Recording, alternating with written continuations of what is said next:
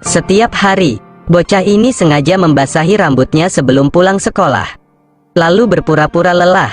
Jika dia melakukan itu, ibunya akan mengira dia berlatih renang dengan keras. Tapi yang ibunya tidak tahu adalah bahwa anaknya hanya pergi ke warnet bersama pelatihnya untuk bermain game setiap hari. Suatu hari, ketika dia bersiap untuk menipu ibunya seperti biasa, dia bertemu dengan juara renang dari kompetisi sebelumnya. Lihatlah anak laki-laki yang mengenakan headphone berbingkai merah. Dia segera melemparkan pandangan iri. Pada saat yang sama, dia memikirkan ibunya yang harus meminjam uang untuk menyewa pelatih renang untuknya. Juno tampaknya telah menyadari kesalahannya.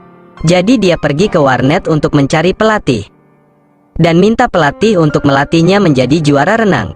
Tapi pelatih mengira dia tidak punya bakat untuk renang dan dengan keras menegur bocah itu. Namun, saat melihat kemampuan renangnya, sang pelatih langsung berubah pikiran tentang dirinya. Melihatnya berenang di air, dia seperti melihat masa lalunya. Pukul 4 pagi, mereka akan pergi ke kolam renang untuk memulai latihan. Setiap hari, bocah itu harus berenang selama 10 jam. Meski kelelahan berenang, sang pelatih tidak berniat membiarkannya pergi ke darat. Ketika dia bertindak di luar aturan, dia akan dipukul habis-habisan oleh pelatih.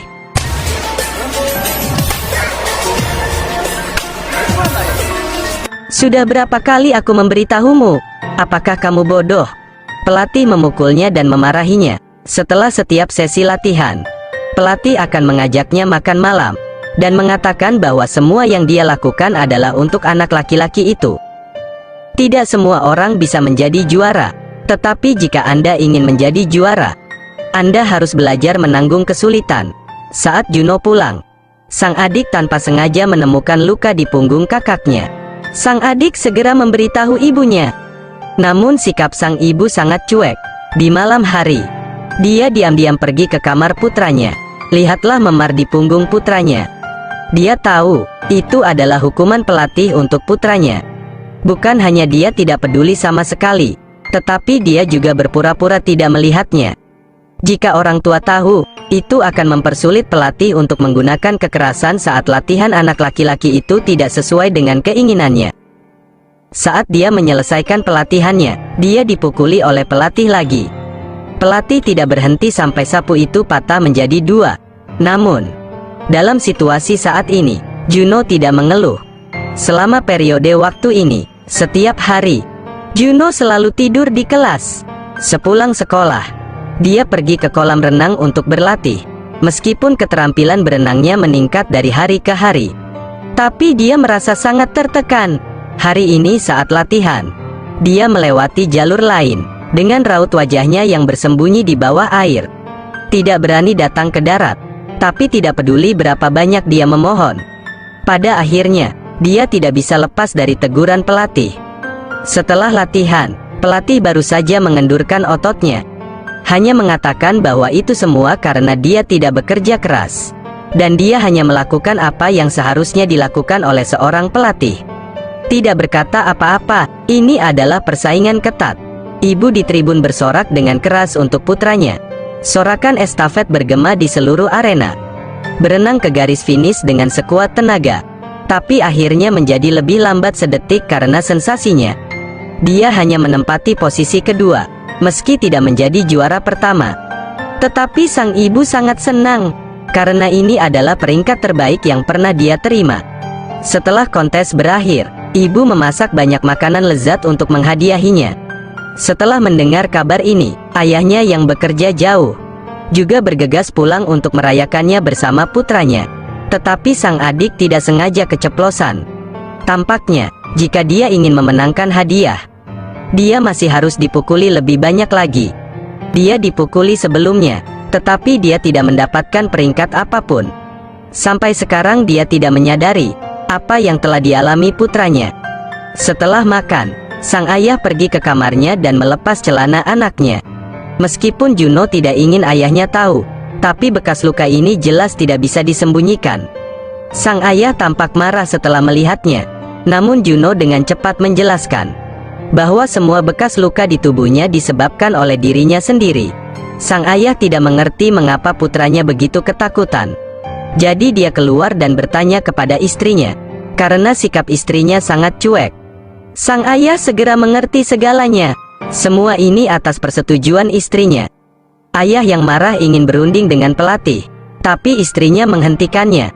Karena di dalam hatinya, selama anak laki-laki bisa mendapatkan peringkat yang lebih baik, bahkan jika dia harus dimarahi pelatih setiap hari, dia berpikir, anak itu harus dilatih seperti itu.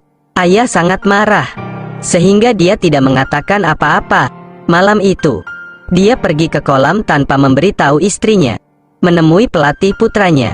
Lihatlah wajah arogan sang pelatih. Dia benar-benar ingin memukulnya, tapi dia tidak melakukan itu. Sebaliknya, dia mengeluarkan sejumlah uang dan memberikannya kepada pelatih. Saya harap Anda tidak akan memukul Juno lagi selama latihan. Kalau tidak, saya akan membeberkan masalah itu ke media. Tetapi ketika tiba waktunya untuk berlatih, dia tetap memperlakukan Juno seperti biasa. Namun dengan dukungan sang ayah, Juno tidak membiarkan pelatih memukulnya lagi. Dia bahkan belum mengganti pakaiannya. Segera bergegas keluar dari aula. Dengan cara ini, dia langsung bergegas ke perusahaan ayahnya. Saat ayahnya datang, kebencian yang telah menumpuk di hati Juno segera meledak.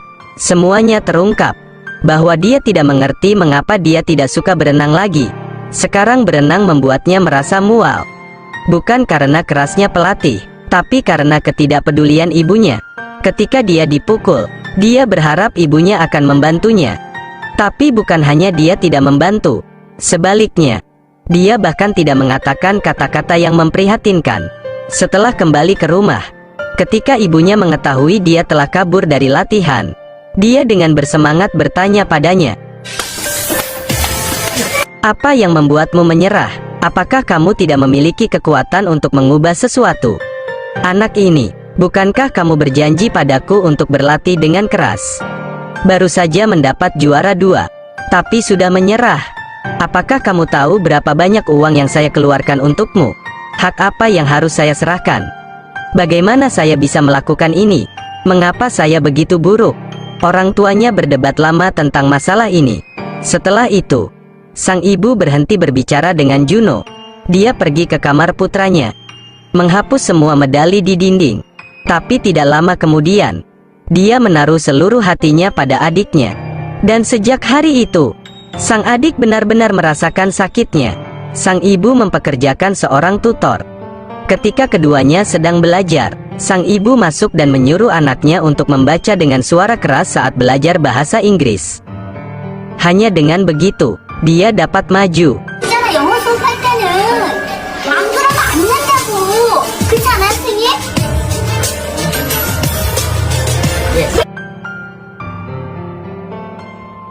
Saya melakukan semua ini untuk kepentinganmu.